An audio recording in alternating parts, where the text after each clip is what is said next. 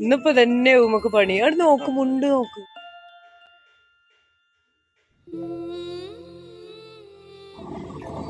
എന്താണ് കേസ് ഇത്? ഇവിടെ ഓണാക്കി വെച്ചിട്ട് തള്ള ഇങ്ങോട്ട് പോയി കഴിക്കൂ.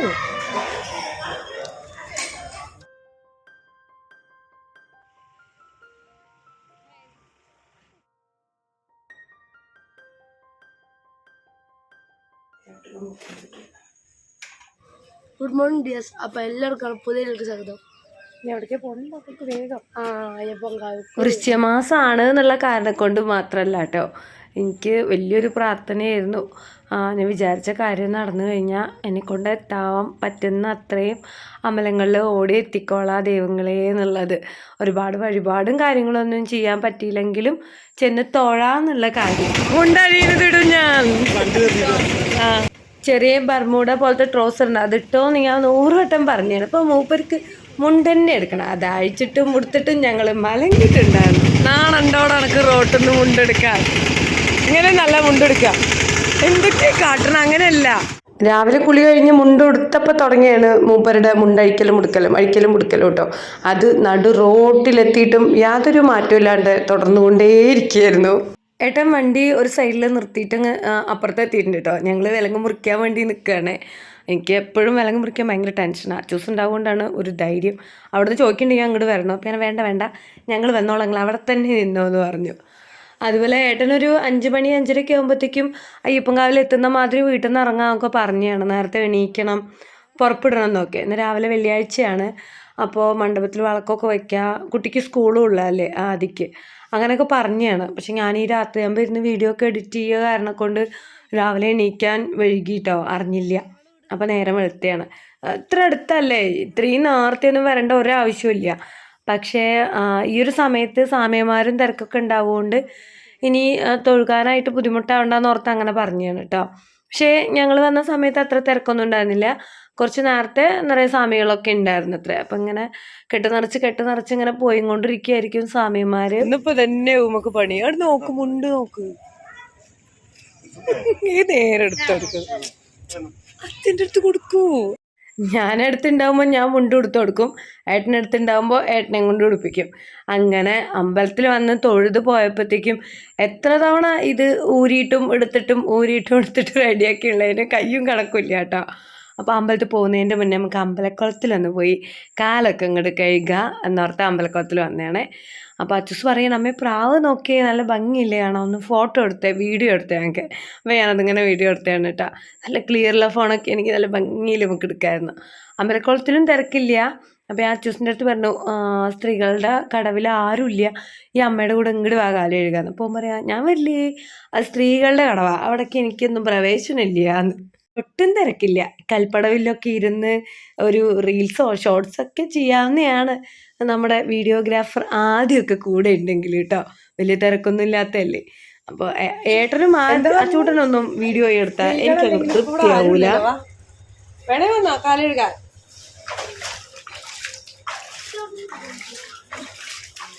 നമ്മുടെ തറവാട് തൊടിയത്തെ കുളത്തിൽ മക്കളെ നീന്തലൊക്കെ പഠിപ്പിക്കാൻ മെനക്കെട്ടെങ്കിലും നീന്തൽ നല്ല മെനക്ക് പഠിഞ്ഞിട്ടില്ല കേട്ടോ. അതുകൊണ്ട് തന്നെ കുളം വക്കത്ത് മക്കളെ നിർത്തുമ്പോൾ എനിക്ക് ഭയങ്കര ടെൻഷനാണ്. അപ്പോൾ പെട്ടെന്ന് തന്നെ കുളത്തിൻ്റെ അവിടെ നിന്ന് കയറി പോന്നിട്ടുണ്ട്. മുട്ടയിറക്കാനുള്ള തേങ്ങ സാധാരണ നമ്മൾ വീട്ടിൽ നിന്ന് കൊണ്ടുവരാറാണ് പതിവ്. നമ്മൾ ഇതുവരെ പുറത്തുനിന്ന് തേങ്ങ മേടിച്ച് മുട്ട ഇറത്തിട്ടില്ല. അപ്പോൾ ഇപ്പോൾ നമ്മളെ വീട്ടിൽ തേങ്ങയ്ക്ക് ക്ഷാമമാണല്ലോ, കാരണം കൊണ്ട് പുറത്തുനിന്ന് മേടിക്കാമെന്ന് ഓർത്ത് ഇത് ഈ കടയിൽ ചെന്ന് ചോദിച്ചിട്ടുണ്ട്. അപ്പോൾ ഒരു പറഞ്ഞു അതിൻ്റെ ആവശ്യമില്ല, ഉള്ളിൽ പോയി ഷീട്ടാക്കുക, എന്നിട്ട് അവിടെ നിന്ന് തന്നെ തേങ്ങയൊക്കെ കിട്ടുമെന്ന്. അപ്പോൾ നമുക്ക് സുഖമായി, നല്ലതായി. മറ്റേത് നമ്മൾ പുറത്തുനിന്ന് കടയിൽ നിന്ന് മേടിക്കുമ്പോൾ കുളത്തിൽ കൊണ്ടുപോയി കഴുകിയിട്ട് വേണമായിരിക്കും ഉള്ളിൽ പോയിട്ട് മുട്ട ഇറക്കാനായിട്ട്. ചില അമ്പലത്തിലൊക്കെ അങ്ങനെയാണ് കേട്ടോ. അപ്പോൾ അവർ പറഞ്ഞു ഇപ്പം അതിനുള്ള സൗകര്യമൊക്കെ ഉണ്ട്. അപ്പോൾ ഞങ്ങളങ്ങനെ അമ്പലത്തിൻ്റെ ഉള്ളിലോട്ട് കയറാൻ പോവാണ്. അമ്പലത്തിൽ വലിയ തിരക്കൊന്നും ഉണ്ടായിരുന്നില്ല, പക്ഷേ കുറേ സ്വാമിമാരിങ്ങനെ കെട്ട് നിറയ്ക്കുന്നുണ്ട് കേട്ടോ. അതൊക്കെ പാടെ കണ്ടപ്പോഴത്തേക്കും എൻ്റെ അച്ചൂസിനുണ്ടല്ലോ മലയ്ക്ക് പോകണമെന്ന് മോഹം. അമ്മ എനിക്ക് സ്വാമിയാവണമ്മ, എന്നെ മലയ്ക്ക് വിടമ്മ എന്നൊക്കെയായി പറിച്ചില്ലേ. അവിടെ എത്തിയ പാട് കുട്ടിയുടെ വർത്താനൊക്കെ വേറെ വിധമായി. സ്വാമിമാർ തന്നെ നോക്കിയിരിക്കുക കേട്ടോ. അപ്പോൾ ഞാൻ പറഞ്ഞു, കുഞ്ഞെ നമുക്ക് അടുത്ത വർഷം 41 ദിവസത്തെ വ്രതമൊക്കെ എടുത്തിട്ട് പോവാം, അയ്യപ്പ സ്വാമി എടുത്ത് പ്രാർത്ഥിക്കുക അതിനുള്ള വഴിയാക്കി തരാനായിട്ട് എന്നൊക്കെ പറഞ്ഞ് ഞാൻ സമാധാനിപ്പിച്ചു. എന്നിട്ട് ഞങ്ങൾ അവിടുന്ന് സാമി ഭിക്ഷ കിട്ടി. ഉപ്മാവ് ഉണ്ടായിരുന്നു, ഉപ്മാവും പിന്നെ അച്ചാറൊക്കെ ആയിട്ട്. അപ്പോൾ അത് കഴിക്കുകയാണ്. അച്ചൂസിനാണെങ്കിൽ ഉപ്പുമാവ് ഒട്ടും ഇഷ്ടമില്ല കേട്ടോ. അപ്പോൾ ഞാൻ അവൻ്റെ അടുത്ത് പറഞ്ഞു സാമി ആവണോ, അടുത്ത വർഷം മലയ്ക്ക് പോകണോ, എന്നാൽ പിന്നെ ഉപ്മാവ് കഴിക്കണമെന്ന്.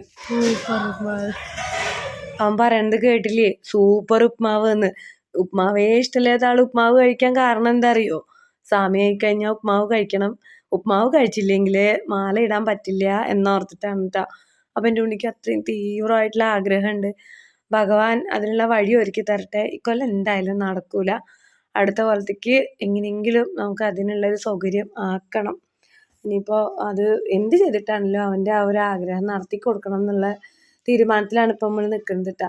ഇതെന്താ അറിയോ, ഈ സ്വാമിമാരൊക്കെ ഇങ്ങനെ അർദ്ധരാത്രിയൊക്കെ വരുമല്ലോ മലയ്ക്ക് പോയിട്ട്, പിന്നെ നേരം വെളിച്ചയായി മലയൊക്കെ ഊരിയിട്ടല്ലേ വീട്ടിലേക്ക് തിരിച്ച് പോവുള്ളൂ. അപ്പോൾ അവർക്ക് റെസ്റ്റ് എടുക്കാനുള്ള ഒരു ഏരിയ ആയിട്ട് അങ്ങനെ തുണിയൊക്കെ വെച്ചിട്ട് ഇങ്ങനെ കെട്ടിയിരിക്കുകയാണ് കേട്ടോ. അതിൻ്റെ തൊട്ട് തന്നെയാണ് സ്വാമി ഭിക്ഷ. അയ്യപ്പൻകാവ് നമ്മൾ അടവഴിപാട് കഴിച്ചായിരുന്നു. അപ്പോൾ അത് വീട്ടിലെത്തി കഴിക്കാനുള്ള ക്ഷമയൊന്നും മൂപ്പർക്കില്ല.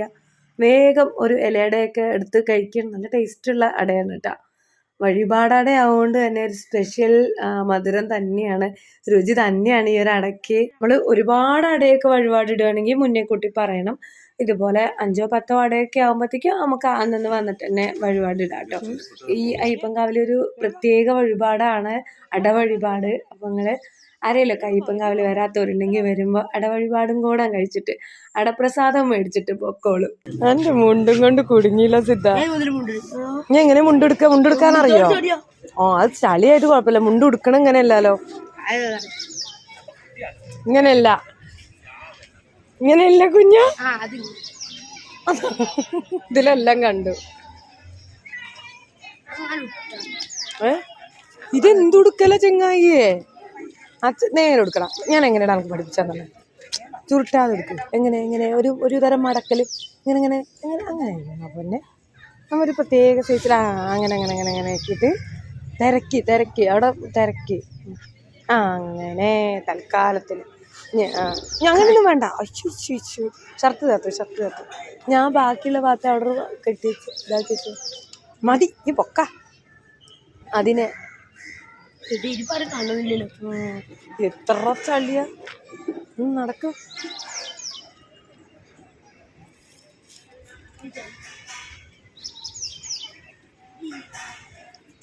കുളത്തേക്ക് ഇറങ്ങിയിട്ടേ മുണ്ടിൻ്റെ തല നനച്ചായിരുന്നു. അത് ആ മണ്ണിക്കോടൊട്ട് അഴിച്ചിട്ട് ആകെ അത് ചപ്പിളിക്കട്ടയൊക്കെ വെച്ചിട്ടുണ്ട്. അതെങ്ങനെ ഞാൻ തേച്ചരച്ച് വെളുപ്പിക്കുമെന്ന് എനിക്ക് ഒരു ഐഡിയ ഇല്ല കേട്ടോ. എല്ലാം കഴിഞ്ഞ് ഞങ്ങൾ തിരിച്ച് പോകാൻ നിൽക്കുകയാണ്. ഏട്ടാ വണ്ടി എടുക്കാൻ വേണ്ടി പോയി. അപ്പോൾ എൻ്റെ ഉണ്ണി കുറച്ച് ആറ്റിറ്റ്യൂഡൊക്കെ ഇടുകയാണ്. എന്തായാലും മനസ്സ് തുറന്ന് അയ്യപ്പസ്വാമീനെ കാണാനും നമ്മുടെ സങ്കടങ്ങളും സന്തോഷങ്ങളും ഒക്കെ പറയാനും സാധിച്ചു. അച്ചൂട്ടൻ സാഷ്ടാംഗം അവിടെ കിടന്ന് നമസ്കരിച്ചിട്ട് അടക്കമുണ്ട് കേട്ടോ. അച്ചൂട്ടൻ അങ്ങനെയാണ്, ഒരുവിധം എല്ലായിടത്തും പോയാലും അവിടെ അങ്ങോട്ട് കടന്ന് നമസ്കരിക്കുക, കാണാൻ തന്നെ ഒരു ചന്താണ്. ആദ്യമായിട്ടനും ഒരുവിധം അമ്പലത്തിലൊക്കെ പോയി കഴിഞ്ഞാൽ നിന്ന് തന്നെയാണ് പ്രാർത്ഥിക്കാറുള്ളൂ. അച്ചൂസാണ് ഇങ്ങനെ കിടന്ന് പ്രാർത്ഥിക്കുന്ന ആൾ. ഞങ്ങൾ കാവിലൊക്കെ വന്ന് തൊഴുതു, അയ്യപ്പനെയൊക്കെ കണ്ടു. മാത്രമല്ല ഞങ്ങൾ ഇവിടെ നിന്ന് തന്നെ ഉപ്മാവൊക്കെ കഴിച്ചു കേട്ടോ. സ്വാമി ഭിക്ഷ ഉണ്ടായിരുന്നു, നല്ല ടേസ്റ്റ് ഉണ്ടായിരുന്നു. അപ്പോൾ അതെല്ലാം കഴിച്ചേ അത്യാവശ്യം കഴിച്ചിട്ടില്ല. അടുത്ത വർഷം അയ്യപ്പനെ അനുഗ്രഹിക്കുകയാണെങ്കിൽ നമുക്കൊരു കന്നിസ്വാമിയായിട്ട് നമ്മുടെ അച്ഛനെ പറഞ്ഞയക്കണം. 41 ദിവസത്തെ വ്രതമൊക്കെ എടുത്തിട്ട് അതിനുള്ള മഹാഭാഗ്യം അയ്യപ്പസ്വാമി തരട്ടെ അല്ലേ? സ്വാമിക്ക് നേരെ പറയാം, നേരെ പറയാം. ഏട്ടൻ വണ്ടി ഇവിടെ പാർക്ക് ചെയ്യാൻ പറ്റാത്തതുകൊണ്ട് കുറച്ച് മേലെ നിർത്തിയിട്ടിരിക്കുകയാണ്. അപ്പോൾ ഞങ്ങൾ വണ്ടിയുടെ അടുത്തേക്ക് നടന്നുകൊണ്ടിരിക്കുകയായിരുന്നു. മൂപ്പർ എന്നെ വീഡിയോ എടുക്കുന്ന തിരക്കില്ല കേട്ടോ. എൻ്റെ വീഡിയോഗ്രാഫറെ വീഡിയോ എടുക്കുന്ന ആവേശത്തിൽ അമ്പലത്തിൻ്റെ മുന്നിൽ നിന്ന് ഷൂസ് എടുക്കാനടക്കം മറന്നിരിക്കുകയാണ്. അപ്പം ഞാൻ അവനത് എടുക്കാൻ വേണ്ടിയിട്ട് അവിടേക്ക് തന്നെ തിരിച്ചു വിട്ടിട്ടുണ്ടായിരുന്നു. അപ്പോൾ അവൻ്റെ ഷൂസ് എടുത്തിട്ട് അവിടെ നിന്ന് വിളിക്കണം, അമ്മ അച്ചയുടെ ചപ്പൽ അച്ച എടുത്തിട്ടില്ല ഇവിടെ കിടക്കേണ്ടത്. പിന്നെ ഏട്ടനെ വിളിച്ചപ്പോൾ ഏട്ടൻ പറഞ്ഞു, ഞാനൊക്കെ എൻ്റെ ചപ്പലിട്ടിട്ടുണ്ടെങ്കിൽ മറ്റുള്ളവരുടെ ചപ്പൽ കൊടുത്തിട്ട് വരാൻ നിൽക്കാതെ ഒന്ന് വേഗം ഇങ്ങോട്ട് പോരും രണ്ടും കൂടെ എന്ന് പറഞ്ഞപ്പോൾ ഞങ്ങൾ ഓടി വണ്ടി കയറിയിട്ടുണ്ട് കേട്ടോ. സാധാരണ നമ്മൾ അമ്പലത്തിലൊക്കെ പോയി കഴിഞ്ഞാൽ പുറത്തു നിന്നാണ് ടിഫിനൊക്കെ കഴിക്കാൽ. പക്ഷെ ഇന്നിപ്പോൾ നമുക്ക് ടിഫിൻ വീട്ടിലുണ്ട്. രണ്ടാക്കും ഒരുപാട് ഇഷ്ടപ്പെട്ടൊരു സംഭവം. നമ്മൾ കഴിഞ്ഞൊരു ഷോർട്സിൽ കാണിച്ചില്ലായിരുന്നോ, നമ്മുടെ പേയ്മെൻ്റൊക്കെ കിട്ടിയപ്പോഴത്തേക്കും ഉണ്ണിയോൾക്കൊരു ചെറിയ ചിലവൊക്കെ കൊടുത്തില്ലേ? അപ്പോൾ അതിൻ്റെ മന്തി റൈസ് ഉണ്ട് കേട്ടോ. അപ്പോൾ അത് ആവി കയറ്റി കഴിഞ്ഞാൽ അവർക്ക് നല്ല ഇഷ്ടമാണ്. പിന്നെ ഇപ്പോൾ ഞങ്ങൾ 3 പേരും ഉപ്പുമാവ് കഴിക്കുകയും ചെയ്തു. അപ്പം ഞാൻ മന്തി റൈസ് അങ്ങനെ ആവി കയറ്റിയിട്ട് രണ്ടാക്കും വയറ് നിറച്ച് അങ്ങോട്ട് കൊടുക്കാമെന്നാണ് കരുതുന്നത്. അങ്ങനെ ഞാനും ഏട്ടനും അച്ഛസും കൂടെ ഏട്ടൻ്റെ വണ്ടി തന്നെ നമ്മുടെ വീട്ടിലേക്ക് പോയിക്കൊണ്ടിരിക്കുകയാണ് കേട്ടോ. ആദ്യത്തേന് ആ ഒരു സമയമായപ്പോഴത്തേക്കും മണ്ഡപത്തിൽ നിന്ന് വിളക്കൊക്കെ വെച്ചിട്ട് വീട്ടിലേക്ക് എത്തിയിട്ടുണ്ടായിരുന്നു. മറ്റുള്ള ദിവസങ്ങളിലൊക്കെ നമ്മുടെ മണ്ഡപത്തിൻ്റെ 2 റൂമിൻ്റെ ഉള്ളിൽ മാത്രമേ വെക്കുള്ളൂ, ബാക്കി എല്ലായിടത്തും ഒന്നും കത്തിക്കൂല. വെള്ളിയാഴ്ച പക്ഷേ എല്ലായിടത്തും കത്തിക്കുന്ന ദിവസമാണ്. അതുകൊണ്ട് തന്നെ ഇത്തിരി അധികം നേരം മണ്ഡപത്തിൽ സമയം ചെലവഴിക്കണം. അപ്പൊ ആദ്യം ഞങ്ങൾ പോയ ആ ഒരു സമയത്ത് മണ്ഡപത്തിൽ പോയാണ്. ഞാൻ മാറ്റിലൊക്കെ കഴിഞ്ഞ് അടുക്കളയിൽ കയറിയപ്പോഴത്തേക്കും ആദ്യത്തെ എത്തിയിട്ടുണ്ടായിരുന്നു കേട്ടോ. അമ്മ നിങ്ങളൊന്നും കൊണ്ടുവന്നില്ല, എന്ത് പണിയാ കാട്ടിയെന്ന്. ഞങ്ങൾ രണ്ടുപേരും അമ്പലത്തിൽ പോയി എന്തെങ്കിലും കൊണ്ടുവരണയാണ്. അപ്പൊ ഞാൻ ഒരിടത്ത് എല്ലടാ പറഞ്ഞേന്നൊക്കെ പറഞ്ഞാണ്, മന്തി റൈസ് കഴിക്കാന്നൊക്കെ. പിന്നെ എന്ത് വർത്താനാ പറയണൊക്കെ ചോദിച്ചപ്പോ ഞാനത് മറന്നുപോയാണ്, ഇത് മതി എനിക്ക് ഭയങ്കര ഇഷ്ടമാണെന്നൊക്കെ പറഞ്ഞു കേട്ടോ. ഇടയിൽ എൻ്റെ കൊച്ചുണ്ടാപ്പറി എപ്പോഴും കാണിക്കുന്ന മാതിരി തന്നെ എന്നെ വെറുതെ അടിച്ചുകൊണ്ടിരിക്കാൻ, ഷർട്ട് ഇട്ടിട്ടില്ല, അപ്പൊ അത് കാണാണ്ടിരിക്കാൻ വേണ്ടിയിട്ടുള്ള കാട്ടിക്കൂട്ടില്ല. എന്നാ പിന്നെ വരാതിരുന്നാൽ മതി, വരികയും ചെയ്യണം കൊണിയുകയും ചെയ്യണം. എൻ്റെ അല്ലേ മകൻ, അങ്ങനെയല്ലേ വരുള്ളൂ അല്ലേ. ഇന്നിപ്പോൾ സ്കൂളുണ്ട്, ആദ്യക്ക് ചോറ് കൊണ്ടണം എന്ന ധാരണ ഇന്നും ഇന്നലെ ഉണ്ടായില്ല. അതുകൊണ്ട് തന്നെ അരി തിളപ്പിച്ച് തെർമോക്കുക്കറിൽ വെച്ചില്ല കേട്ടോ. പക്ഷേ ചോറുണ്ട്, ഇന്നലത്തെ കുറച്ച് ബാക്കി. അത് ഞാൻ വെള്ളം പറന്ന് കഴുകി ഫ്രിഡ്ജിൽ വെച്ചിരുന്നു. അപ്പോൾ വീണ്ടും അത് എടുത്ത് 2-3 പ്രാവശ്യം കഴുകി തിളപ്പിച്ച് വാർത്തിട്ടുണ്ട്. ജയരി ആവുകൊണ്ടെങ്കിൽ ഇപ്പോൾ 2-3-4 ദിവസം കഴിഞ്ഞാലും ഫ്രിഡ്ജിൽ വെച്ച് കഴിഞ്ഞാൽ ഒരു കേടും വരില്ല. അപ്പോൾ ഒരു കൊണ്ടുപോകാനുള്ള ചോറ് സെറ്റായിട്ടുണ്ട്. കറി അതുപോലെ തന്നെ പഴത്താണ്, പഴതിച്ച ഒരു കേടുമില്ല, പുളി ഒഴിച്ച കറിയാണ്, അത് തിളപ്പിച്ചെടുത്തിട്ടുണ്ട്. പിന്നെ കോഴിമുട്ട അങ്ങോട്ട് പുഴുങ്ങി ഒപ്പിച്ചു. ഇതെൻ്റെ ആദ്യം നമ്മൾ അമ്പലത്തിൽ നിന്ന് കൊടുന്ന അടയൊക്കെ കഴിക്കുമ്പോൾ നിങ്ങൾക്ക് കാണിച്ചു തരികയാണ് കേട്ടോ. ഇതിൻ്റെയൊക്കെ പ്രവർത്തനം എപ്പോഴോ കഴിഞ്ഞിട്ടുണ്ടോയെന്ന് മൂപ്പർക്ക് അറിയില്ലല്ലോ. അപ്പം ഞാൻ ക്യാമറ അവിടെ ഇങ്ങനെ ഓണാക്കി വെച്ചിട്ട് ഞാൻ എൻ്റെ പണികളിങ്ങനെ എടുക്കുകയാണ്. അതിൻ്റെ ഇടയിൽ ആരൊക്കെ വരണോ പോകണോ എന്നുള്ളതൊന്നും ഞാൻ കാണണില്ല. എൻ്റെ തേങ്ങ കിട്ടിയിട്ടുണ്ട് കേട്ടോ. ഒരുപാട് തേങ്ങയൊക്കെയുള്ള സമയത്തേ നമ്മൾ മുട്ട ഇറക്കുമ്പോൾ 1-2 പ്രസാദത്തിനായിട്ട് കയ്യിലെടുത്ത് ബാക്കി അമ്പലത്തിൽ തന്നെ വെച്ച് പോരാറാണ്. ഇപ്പം എത്ര മുട്ട ഇറത്ത്? 4 മുട്ട ഇറത്തു. അപ്പം ആ 4 മുട്ടിൻ്റെ തേങ്ങ ഇങ്ങോട്ട് എടുത്ത് വന്നിട്ടുണ്ട്. നമുക്ക് ഈ മീൻകറി, ഇറച്ചിക്കറി അങ്ങനത്തെ ഐറ്റംസിക്ക് മാത്രമാണ് ഇങ്ങനെ മുട്ട ഇറത്തിട്ടുള്ള തേങ്ങ ഇടാൻ പറ്റാത്തുള്ളൂ. ബാക്കി എല്ലാത്തേക്കും നമുക്ക് കൂട്ടാം. കുട്ടിക്കോ മാവിക്കോ ഉപ്പേരിക്കോ കറിക്കൊക്കെ എടുത്തതിൽ കൊണ്ട് കാണിക്കും. ഇങ്ങനെ പുറത്ത് വെച്ച് കഴിഞ്ഞാൽ കേട് വരും. പിന്നെ ഫ്രിഡ്ജിൽ വെച്ചാലും കാണാം ഒരുമാതിരിയാവും. അപ്പോൾ ഞാൻ എന്ത് ചെയ്യുന്നു അറിയോ, ഇങ്ങനെ കുറച്ച് വെള്ളത്തിലിട്ടേക്കാം, ആവശ്യത്തിനുള്ള എടുക്കുക. അപ്പോൾ വെക്കാനുള്ളൊരു പ്ലാസ്റ്റിക്കിൻ്റെ ഡപ്പ് ഉണ്ടായിരുന്നു, ഒരു അടപ്പോട് കൂടിയത്, അവിടെ കാണാമല്ലോ. ഇതിപ്പോൾ 3-4 തേങ്ങയുടെ മുറിയല്ലേ ഉള്ളൂ, അതുകൊണ്ട് ഇപ്പോൾ ഇത്രയും ആലഭാരമൊന്നും കാട്ടേണ്ട ആവശ്യമില്ല. ഫ്രിഡ്ജിൽ വെറുതെ ഒരു പാത്രത്തിൽ അടച്ചു വെച്ചാലും മതി കേട്ടോ. പക്ഷേ തോനൊക്കെ ഉണ്ടാകുമ്പോൾ ഞാൻ ഇങ്ങനെ ചെയ്യില്ല. അപ്പോൾ പിന്നെ അങ്ങനെ ചെയ്തേ ഉള്ളൂ. വലിയൊരു പാത്രത്തിൽ വെള്ളം എടുത്തിട്ട് അതിൽ തേങ്ങാമുറി ഇട്ട് വയ്ക്കും. എന്നിട്ട് എന്താ വെച്ചാൽ ഒരു 2 ദിവസം വിട്ട് ആ വെള്ളം അങ്ങനെ മാറ്റും. അപ്പോൾ ആ തേങ്ങ കൊഴുക്കോ തേങ്ങയുടെ ഉള്ളിൽ ഒരുമാതിരി വഴുവഴുപ്പ് മാതിരി ഒന്നും ആവില്ല. അപ്പോൾ അങ്ങനെയാണ് ഞാൻ ചെയ്യല്. അല്ലാത്തപ്പോൾ എനിക്ക് ഫ്രിഡ്ജിൽ വെച്ചാലും അതിൻ്റെ ഉള്ളിൽ ഇങ്ങോട്ട് ചിരകി എടുക്കുമ്പോൾ ഒക്കെ ഭയങ്കര ബുദ്ധിമുട്ട് തോന്നലുണ്ട്. ഇങ്ങനെ വെക്കുമ്പോഴത്തേക്കും നമ്മൾ ആ വെള്ളം ഇങ്ങനെ മാറ്റി കൊടുക്കുകയാണെങ്കിൽ ഇപ്പോൾ ഒരു 10-15 തേങ്ങയുടെ മുറികളാണെങ്കിലും ശരി, നമുക്കത് കഴിയുന്നവരേക്കും ഉപയോഗിക്കാം, വലിയൊരു പ്രശ്നമില്ല. ഇനി അതല്ലാണ്ട് തേങ്ങാമുറികൾ ഫ്രിഡ്ജിൽ സൂക്ഷിക്കാൻ വല്ല ടിപ്സൊക്കെ ഉണ്ടെങ്കിൽ എനിക്ക് അറിയെങ്കിൽ ഒന്ന് പറയൂ കേട്ടോ, കമൻറ്റ് ചെയ്യൂ. അപ്പം നമുക്ക് അതുപോലെ ചെയ്യാമല്ലോ. എനിക്കിതേ അറിയുള്ളൂ തേങ്ങാമുറി സൂക്ഷിക്കാനുള്ളൊരു ടിപ്പ്. ഇഡ്ഡലിത്തട്ടിലാണ് ഞാൻ ആ മന്തി റൈസൊക്കെ ആവി കയറ്റിയെടുത്തത്. അപ്പോൾ അത് കണ്ടപ്പോഴത്തേക്കും അച്ചൂസിന് വീണ്ടും വിശക്കാൻ തുടങ്ങി. തോനെയൊന്നും എടുത്തിട്ടില്ല കേട്ടോ, ഒരു കുഞ്ഞി 2 ചട്ടുകം തന്നെ എടുത്തിട്ടുള്ളൂ. ഉപ്മാവ് ഇഷ്ടമല്ലെങ്കിലും മൂപ്പരത് എങ്ങനെയൊക്കെയോ കുത്തി നിറച്ചിട്ടുണ്ട്, നമ്മുടെ അയ്യപ്പ സ്വാമിക്ക് വേണ്ടിയിട്ടാണ്. അപ്പോൾ അവനുള്ളതും ആദ്യക്കുള്ളതൊക്കെ വിളമ്പിക്കൊടുത്തു. പിന്നെ അതിൻ്റെ കൂടെ കിട്ടുമല്ലോ ഒരു തക്കാളി ചട്നി മാതിരി, അതും കുറേശ്ശെ ഒഴിച്ചു കൊടുത്തിട്ടുണ്ട്. ഇന്നലെ ഒന്നും തക്കാളി ചട്നി എനിക്ക് തിരിഞ്ഞു നോക്കിയിട്ടുണ്ടായിരുന്നില്ല. ഇന്നിപ്പോൾ ചിക്കൻ്റെ ഒന്നും ഇല്ലല്ലോ, അതുകൊണ്ട് തക്കാളി ചട്നിയും കൂട്ടിയിട്ട് തന്നെയാണ് കഴിക്കുന്നത്. അതുപോലെ ഒത്തിരി പേര് മെസ്സേജിലായാലും കമൻറ്റിലായാലും അവരുടെ സന്തോഷമൊക്കെ നമ്മൾ അറിയിച്ചു കേട്ടോ. നമുക്ക് യൂട്യൂബിൽ നിന്ന് ഏർണിങ്സൊക്കെ കിട്ടിയതിനെ പറ്റിയിട്ട്. ഇൻസ്റ്റാഗ്രാമിൽ ഒരുത്തൻ മാത്രം എന്നെ നല്ലാണ്ട് വെറുപ്പിച്ചിട്ടുണ്ടായിരുന്നു. അവനിങ്ങനെ നിങ്ങളൊക്കെ വീഡിയോ കണ്ടിട്ട് വ്യൂവേഴ്സിന് എന്ത് കിട്ടാൻ എന്തൊക്കെയോ കണ്ട്, ഞാനതിന് എൻ്റേതായ ഒരു റിപ്ലൈ കൊടുത്തിട്ടുണ്ട്. അവൻ ആദ്യമേ കയറി ചൊറിഞ്ഞുകൊണ്ടേയിരിക്കുകയാണ്. പക്ഷെ ഒത്തിരി പേര് നല്ല മെസ്സേജുകളാണ് ഇട്ടിട്ടുള്ളത്, നല്ല കമൻറ്റുകളാണ് ഇട്ടിട്ടുള്ളത്. ഒരുത്തൻ മാത്രം, അത് പിന്നെ അങ്ങനെയാണല്ലോ, എല്ലാത്തിൻ്റെ ഇടയിൽ കാണും ഇതുപോലെയുള്ള ഓരോരുത്തന്മാർ. മറ്റുള്ളവരുടെ സന്തോഷം കാണുമ്പോൾ അവർക്കൊരു കൃമികടിയാണ്. അപ്പോൾ എന്തെങ്കിലുമൊക്കെ ഇങ്ങനെ ചൊറിയണം, അങ്ങനെ ചൊറിയുക എന്നുള്ളൊരു രീതിയിലേ ഞാൻ വിട്ടിട്ടുള്ളൂ. പക്ഷെ മാക്സിമം ഞാൻ നെഗറ്റീവ് കമൻസിന് റിപ്ലൈ കൊടുക്കാറില്ല. ഇത് പക്ഷേ എനിക്ക് എന്തോ അങ്ങനെ കൊടുക്കണം തോന്നി അയാൾക്ക് കേട്ടോ. ഒരു ഇൻസ്റ്റയിൽ വീഡിയോസും കാര്യങ്ങളൊന്നും ചെയ്യാത്തവന്മാരാണ് ഇങ്ങനെ കമൻറ്റ് ചെയ്യുന്നുണ്ടെങ്കിൽ നമുക്കത് ഓക്കെ ശരിയെന്ന് വിടാം. ഇവൻ്റെ ഫാമിലിയിൽ അവൻ്റെ കുട്ടികളൊക്കെ വെച്ച് വീഡിയോ ചെയ്യണു. അപ്പോൾ ഇവൻ എന്ത് കിട്ടാൻ വേണ്ടിയിട്ട്, വ്യൂവേഴ്സിന് എന്ത് കൊടുക്കാൻ വേണ്ടിയിട്ടാണ് ഈ വീഡിയോസും ഫോട്ടോസും ഒക്കെ ഇൻസ്റ്റയിൽ പോസ്റ്റ് ചെയ്തിരിക്കുന്നത് എനിക്കറിയില്ല. എന്നിട്ടാണ് എൻ്റെ അടുത്ത് ഇമാതിരി ഡയലോഗ് അടിക്കുന്നത്. അപ്പോൾ അതൊക്കെയാണ് എനിക്കൊരു അകപ്പാടെ ഭ്രാന്ത് വന്നത്. ഇപ്പോൾ ഈ ഒരു വീഡിയോ പോസ്റ്റ് ചെയ്തതിന് ശേഷം, ഏണിങ്സ് വീഡിയോ പോസ്റ്റ് ചെയ്തതിന് ശേഷം സാരമില്ല, കർമ്മ എന്ന് പറഞ്ഞൊരു സാധനമുണ്ട്. അപ്പോൾ അതിൻ്റെ വഴിക്ക് പോട്ടെ അല്ലേ. മറ്റുള്ളവരോട് ഇങ്ങനെ ചൊറിയുമ്പോൾ അവർക്കൊരു സന്തോഷം കിട്ടുമെങ്കിൽ അങ്ങോട്ട് കിട്ടട്ടെ എന്ന് വെക്കാം. പക്ഷെ ഞാൻ അവനെ ബ്ലോക്ക് ചെയ്യും. ഇതുവരത്തേക്കും ബ്ലോക്ക് ചെയ്യാത്തത്, ഞാനും ആ കമൻറ്റിൻ്റെ ഒരു ലോങ് റിപ്ലൈ കൊടുത്തിട്ടുണ്ട്. ശരി, കാണുന്നവർ കാണട്ടെ എന്നോർത്തിട്ടാണ് ഞാൻ ആ കമൻറ്റ് ഡിലീറ്റ് ആക്കാത്തത്. പക്ഷെ അവന് എന്നെ ഇഷ്ടമില്ല, അവൻ എന്നെയായിട്ട് ബ്ലോക്ക് ആക്കൂല. ഇഷ്ടമല്ലെങ്കിൽ തിരിഞ്ഞു നോക്കാണ്ടിരുന്നാൽ പോരെ. മറ്റുള്ളവരെ വീഡിയോയും കണ്ട് അതിൽ കമൻറ്റ് ഇടാനുള്ള സമയം എന്തിനാ ഇവന്മാരൊക്കെ വേസ്റ്റ് ചെയ്യണമെന്ന് എനിക്ക് യാതൊരു പിടുത്തമില്ല. അപ്പോൾ അങ്ങനെ അപ്പം എനിക്ക് ഇഷ്ടപ്പെടാത്ത ഭാഗങ്ങളിലേക്ക് തിരിഞ്ഞു നോക്കാണ്ടിരിക്കുക എന്നുള്ളത് തന്നെയാണ് എൻ്റെ ഒരു രീതി. അതുകൊണ്ട് ഞാൻ അവനെ ബ്ലോക്കാക്കി കഴിഞ്ഞാൽ പിന്നെ ആ കമൻറ്റ് കാണൂല. അപ്പോൾ നിങ്ങൾക്ക് ആർക്കെങ്കിലും ആ കമൻറ്റ് കാണുന്നുണ്ടെങ്കിൽ ഇൻസ്റ്റയിലൊന്ന് കയറി നോക്കിയാൽ കേട്ടോ. നമ്മൾ ആ പൈസ കിട്ടുന്ന വീഡിയോ ഇട്ടില്ലായിരുന്നോ, ഷോർട്സിൽ ഇട്ടിട്ടുണ്ട്. ആ ഒരു വീഡിയോയ്ക്ക് വന്ന കമൻറ്റ് ജസ്റ്റ് പറഞ്ഞതേ ഉള്ളൂ. നമ്മളൊരു ലോങ് വീഡിയോ ചെയ്യുന്നുണ്ട് ഏണിങ്സിനെ പറ്റിയിട്ട്. അപ്പോൾ അതിനെപ്പറ്റി ഡീറ്റെയിൽ ആയിട്ട് നമുക്ക് പറയേ.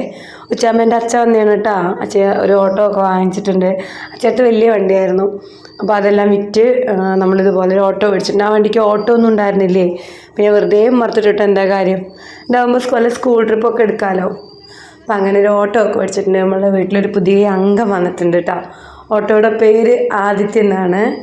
അച്ഛയുടെ മുന്നത്തെ വണ്ടിയുടെ പേരും ആദിത്യ എന്നായിരുന്നു കേട്ടോ. അപ്പോൾ ബാക്കി പേരക്കുട്ടികളടുത്തൊക്കെ പറഞ്ഞിരിക്കുകയാണ്, ആദിത്യ എന്ന് പറഞ്ഞാൽ സൂര്യഭഗവാന്റെ പേരാണ്, ഏട്ടൻ്റെ പേരല്ല എന്ന്. അല്ലാണ്ട് പിടിച്ചേക്കാൻ പറ്റൂലല്ലോ അച്ഛക്ക്. അപ്പം അച്ഛ ഊണൊക്കെ കഴിച്ചിട്ട് അങ്ങനെ തിരിച്ച് പോവുകയും ചെയ്തു.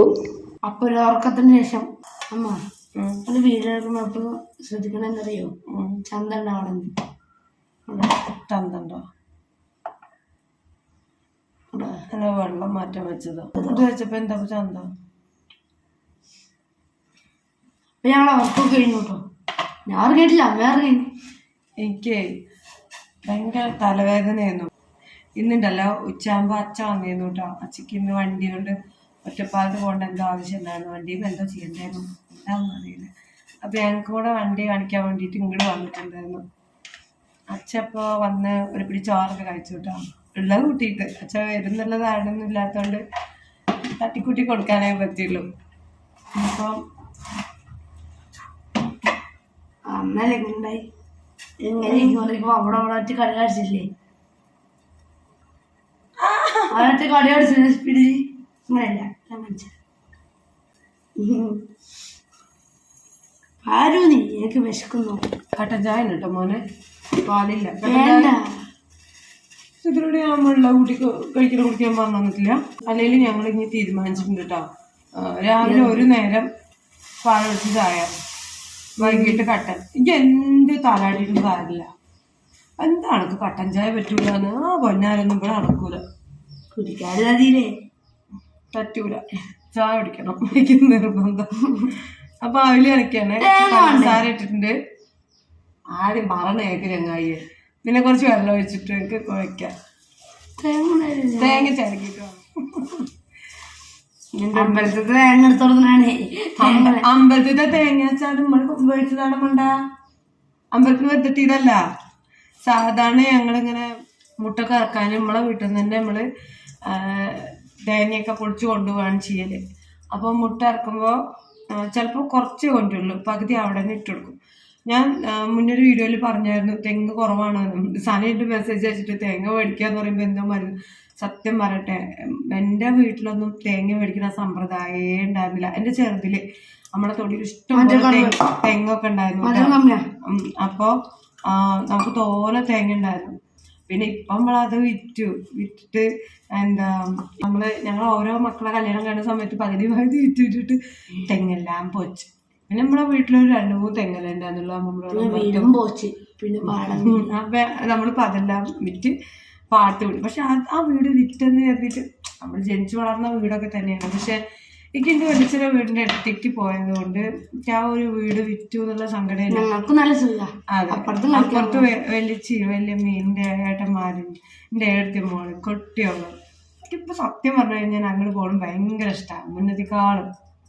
കാരണം എന്താ പറയുക, അച്ഛമ്മ ഞങ്ങളെ കാക്കണേക്കാളും കൂടുതൽ എൻ്റെ താട്ടന്മാരെ കുട്ടികളെ കാക്കട്ടെ. ഏട്ടന്മാരെന്നൊക്കെ ഞാൻ കൊണിഞ്ഞു പറഞ്ഞാട്ടോ. ഞങ്ങളൊന്നും അതെ, ഞങ്ങളൊന്നും ഇങ്ങനെ ഏട്ടെന്നൊന്നും പറയൂല. ഏട്ടൻ എന്നൊക്കെ പറഞ്ഞു കഴിഞ്ഞാൽ അതൊരു പരിഷ്കാരികളാവും. അപ്പൊ ഞാൻ എന്റെ താട്ടാൻ നോക്കണ്ട്. അത് ഞങ്ങളുടെ അവിടെ അങ്ങനെ മലപ്പുറം ഭാഗത്ത് അങ്ങനെയാണ്. ഞങ്ങളുടെ അവിടെയൊക്കെ താട്ടം താട്ടെന്ന് പറയാം. ആ മല്ലു ഫാമിലി ഇല്ലേ, ആ മല്ലു ഫാമിലി സുജിനെ അങ്ങനെയാണ് സുജിന്റെ പെങ്ങൾ വിളിക്കുക. അപ്പൊ കുറെ പേര് പറഞ്ഞു കേട്ടിട്ടുണ്ടായിരുന്നു അവര് കാണാൻ ഇങ്ങനെ താട്ടം എന്ന് പറയണം. അപ്പൊ എനിക്ക് അതിനിപ്പോ എന്താന്ന് തോന്നിയിട്ടുണ്ടായിരുന്നു. നമ്മൾ അങ്ങനെയാണല്ലോ. അങ്ങനെ അവിടെ അതുകൊണ്ട് എനിക്ക് ഭയങ്കര ഇഷ്ടമാണ് പറയാം. ഉണ്ണിയോള് എൻ്റെ ഏട്ടൻ്റെ കുട്ടികളെ ഞാൻ അങ്ങോട്ട് എത്തണേൻ വരുന്നുണ്ട് എന്ന് പറഞ്ഞാൽ മതി, അപ്പോൾ വിളി തുടങ്ങും. ആൻറ്റി വരുന്നില്ല, വീഡിയോ കോളൊക്കെ ചെയ്യാം, ഞാൻ പുറപ്പെട്ടിരണോ അറിയാൻ. അങ്ങനെയൊക്കെ എൻ്റെ കുട്ടികൾ. ഇപ്പം നമ്മൾ അവിലിങ്ങനെ വെള്ളമൊക്കെ ഒഴിച്ച് പഞ്ചസാരയൊക്കെ ഇട്ടിട്ട് കുഴച്ചപ്പോൾ കണ്ടോ ഇതുപോലെ ഇങ്ങനെ നല്ല സോഫ്റ്റ് ആയിട്ട് നമുക്ക് മുട്ട അറുത്തപ്പോൾ കിട്ടിയ തേങ്ങ ചിരകിക്കാം. ഇന്നിപ്പോൾ മക്കൾ സ്കൂൾ വിട്ട് വന്നിട്ടാണ് ഞാൻ ചായക്കിൽ അവൽ നനച്ചതൊക്കെ ആക്കിയത്, ചായയൊക്കെ കൂട്ടിയത്. എന്താ വെച്ചാൽ നല്ലൊരു ഉറങ്ങിന്ന് പറഞ്ഞില്ലായിരുന്നോ. പിന്നെ ചായ പരിപാടികളെല്ലാം കഴിഞ്ഞ് പിന്നെ നമുക്ക് ഇഷ്ടം പോലെ പണിയുണ്ടല്ലോ. വൈകിട്ട് അകം പണി പുറം പണി എല്ലാം കഴിച്ചു. വൈകിട്ട് പെട്ടെന്ന് നമ്മൾ ചിക്കൻ ഉണ്ടാക്കുക എന്നുള്ളൊരു തീരുമാനത്തേക്ക് എത്തിയിട്ടുണ്ട്. ആ ചിക്കൻ ഉണ്ടാക്കാനുള്ള ഒരു കാരണമുണ്ട്. അതെന്തായാലും ഞാൻ ഇപ്പോൾ പറയണില്ല. എന്താ ഇപ്പോൾ ചിക്കൻ ഉണ്ടാക്കുമ്പോൾ ഇത്ര കാരണം എന്ന് നിങ്ങൾ വിചാരിക്കും. കാരണവും കാര്യമൊക്കെ ഉണ്ട്, അത് ഞാൻ പറയുന്നുണ്ട് കേട്ടോ ഒരിക്കൽ. ഇപ്പം എന്തായാലും പറയണില്ല. അപ്പം അങ്ങനെ ഏട്ടൻ ചിക്കനൊക്കെ മേടിച്ച് വന്നപ്പോഴത്തേക്കും ഞാൻ പൂരിക്കുള്ള മാവൊക്കെ കുഴച്ച് വെച്ചിട്ടുണ്ടായിരുന്നു. അപ്പോൾ പൂരിയൊക്കെ ആക്കി ചിക്കൻ കറി അപ്പുറത്ത് ഉണ്ടാക്കിക്കൊണ്ടിരിക്കുന്നുണ്ട്.